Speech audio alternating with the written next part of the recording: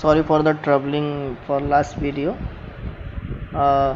So now हमने एक service बनाया था मोड के लिए जहाँ पर हमने दो फंक्शंस डिक्लेयर किए हैं। इस फंक्शन में हम लोग चेक कर रहे हैं कि थीम का नेम एक्टिव है या नहीं। अगर वो एक्टिव है तो थीम रिटर्न कर देगा, वरना कोई एरर मैसेज शो करेगा।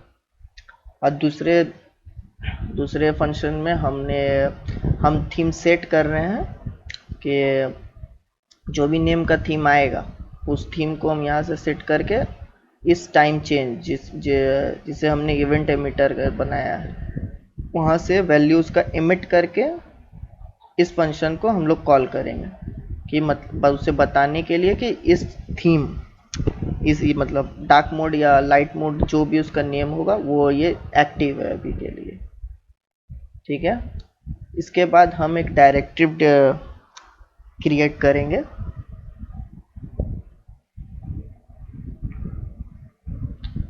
इस डायरेक्टरी में हम लोग डोम को बताएंगे कि हम अभी कौन से मोड में है, लाइट मोड में है या डार्क मोड में है। ये डायरेक्टिव डिसाइड करके अपडेट करेगा उस थीम को। यहाँ पर हमने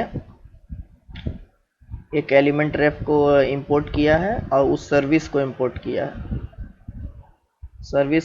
किया है।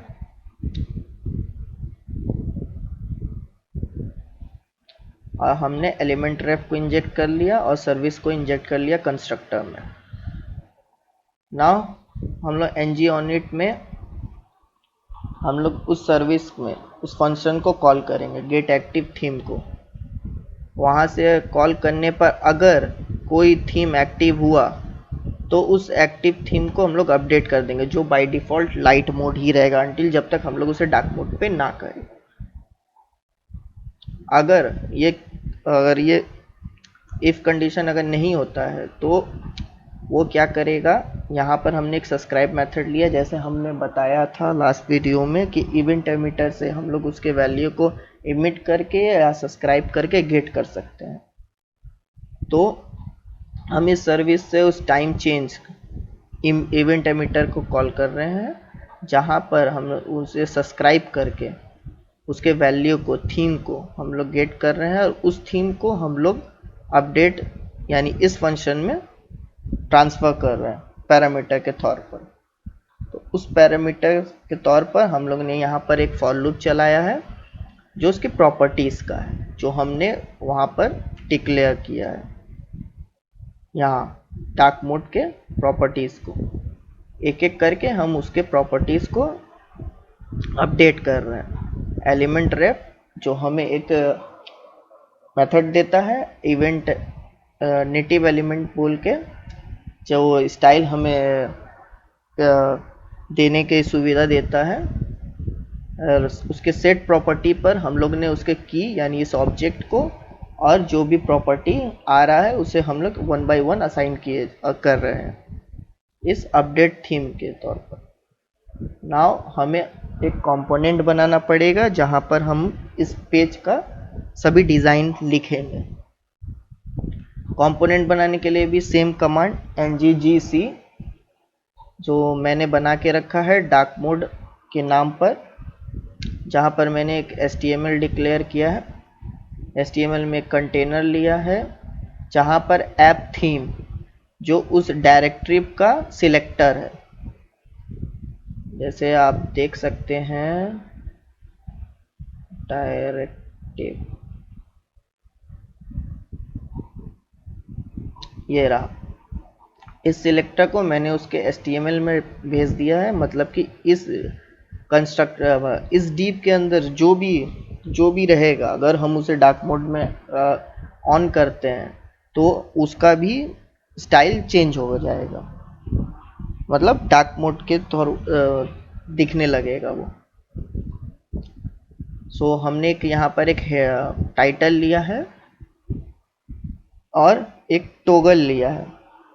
टोगल जिसमें एक लाइट मोड और डार्क मोड दो वैल्यू है, जो टोगल के थ्रू पे पता चलेगा कि कौन सा लाइट मोड में है कौन सा डार्क मोड में है।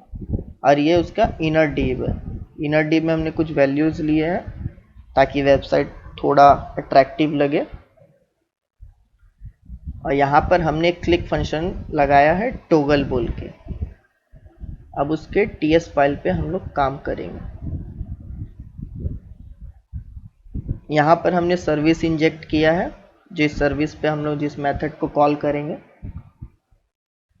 यहाँ पर उस टोगल फंक्शन में हमने थीम सर्विस से गेट एक्टिव थीम फंक्शन जो हमने सर्विस में डिक्लेयर किया है, ये रहा, गेट एक्टिव फंक्शन को कॉल करेंगे।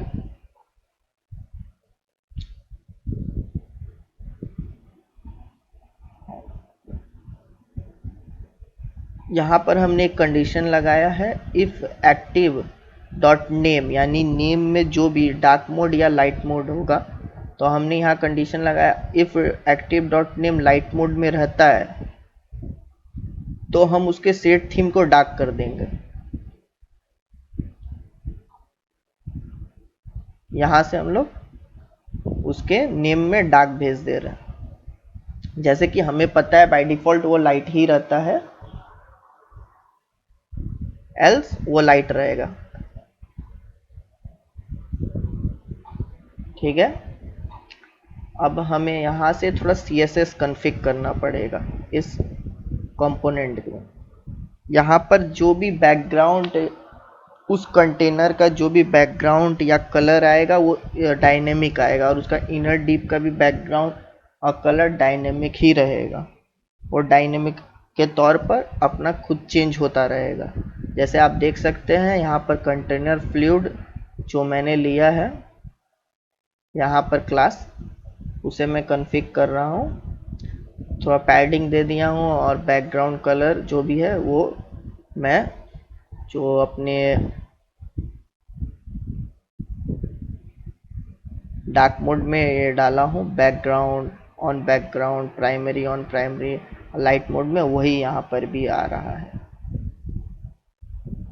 और उसके इनर डीप मतलब ये, इस क्लास को भी हम लोग कॉन्फ़िग कर रहे हैं कि डार्क मोड के बाद अगर पूरा पेज डार्क होता है तो ये विजुअल रहे।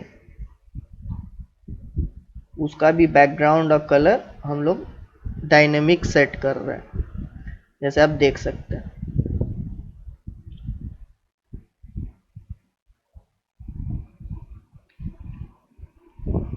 चलिए रन करा के देखते हैं। Control save, compile successfully. ये रहा हमारा पेज, देख सकते हैं। यहाँ पर एक टाइटल है, यहाँ पर एक टेक्स्ट दिया है मैंने, ये जो इनर डीप है, जिस इनर डीप को हमने कॉन्फ़िग किया है, और ये रहा टोगल जो हमने यूज़ किया है इसके HTML पे, यहाँ पर जिस पर हमने क्लिक फंक्शन लगा के टोगल लगाया है। जब मैं इसे डार्क मोड पे यहाँ करूँगा तो ये पूरा डार्क मोड पे चला जाएगा, जैसे आप देख सकते हैं।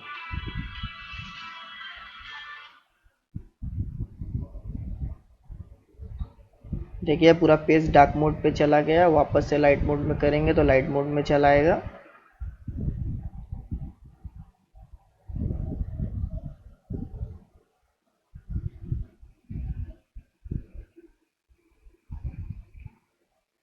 एक बार और रिपीट कर लेते हैं। पहले हमने एक मॉड्यूल बनाया, मॉड्यूल में 2 फाइल्स बनाए, डार्क मोड और लाइट मोड, जिसमें एक सर्विस बना, एक डायरेक्टिव बनाया जिसमें हमने कॉन्फ़िग किया गया, और बाकी फिर कंपोनेंट में हमारा काम हुआ है। और उसके CSS को हमने डायनेमिक सेट किया है, ना कि स्टैटिक, इसलिए हमारा डार्क मोड काम कर रहा है। अगर आपको समझने में कुछ प्रॉब्लम हुआ हो तो आप कमेंट कर सकते हैं, मैं आपको अपना कोड भेज दूंगा ईमेल के through. Thank you very much.